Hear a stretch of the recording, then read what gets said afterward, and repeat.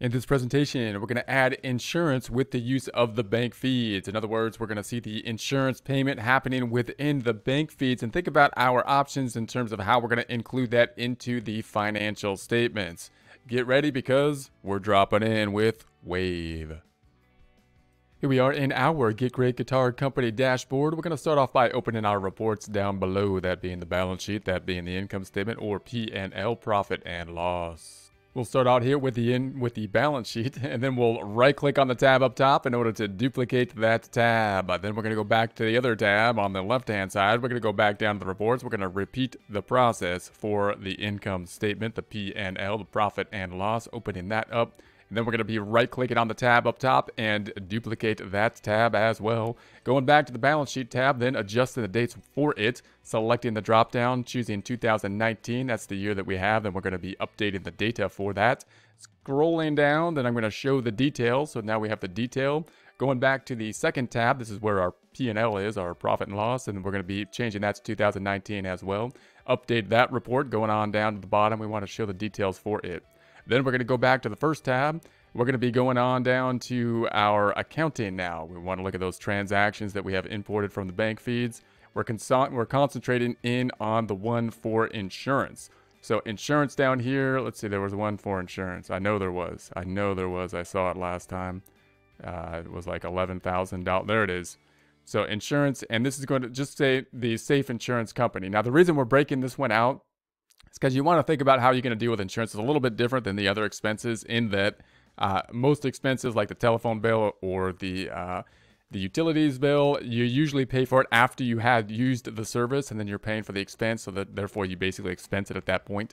The insurance, any kind of insurance by definition, you're paying for something that hasn't happened yet. You're paying for something that's going to happen in the future. They're going to cover you in the future. So given that fact, then there is a prepayment that happens. You're paying before it happens.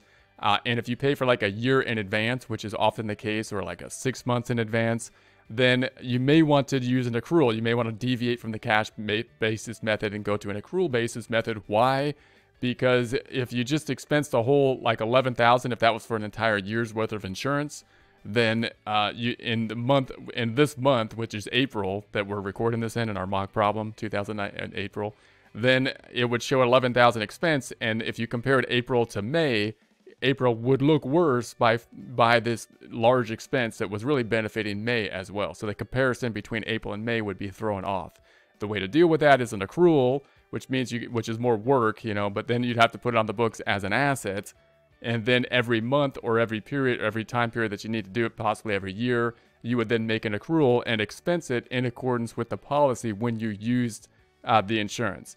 Now, there's easy methods to set this up. If you want to do the easiest thing, you could just expense it right now, and then anytime you do a comparison of your financials, just realize that 1 month you paid for the insurance. That's why it looks worse, and then keep that in consideration when you're trying to make decision making on it.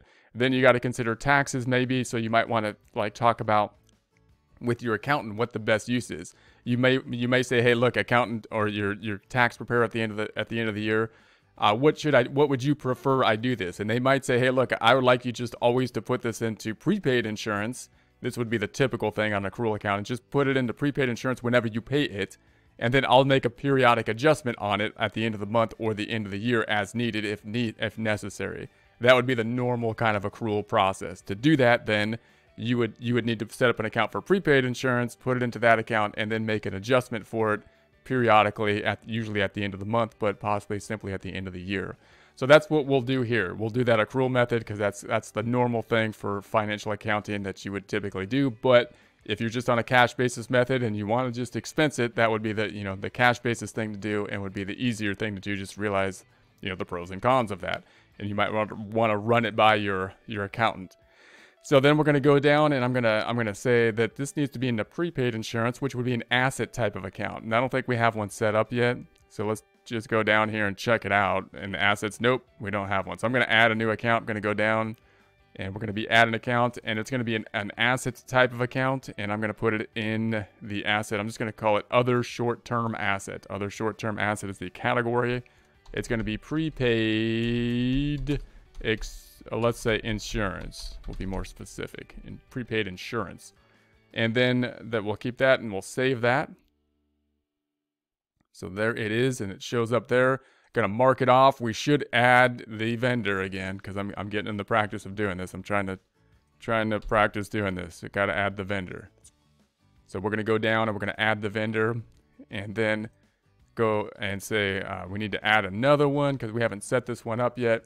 And then we're gonna set it up. It's gonna open up a new window. I'm gonna open up the tab over here and say I need to open up a new vendor tab, please. And put that into the name for the vendor tab, and that's all I'm going to put in there, and save it so that I can run that report by vendor.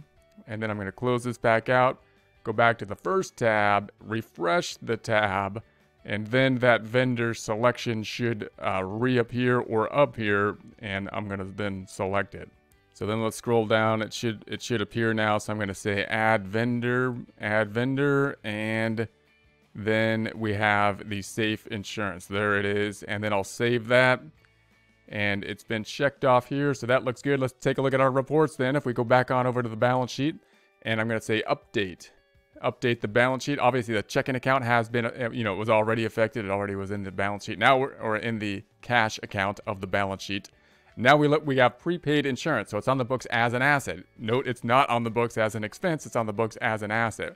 When will it be expensed? When we take it, we do adjusting entries, and we're going to reduce the asset, record the expense periodically, like every month or every year.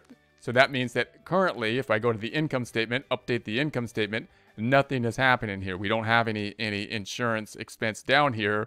And so at the end of the month, you would think we would have a month of insurance expense. We should allocate of that 11,000, 1 month over here.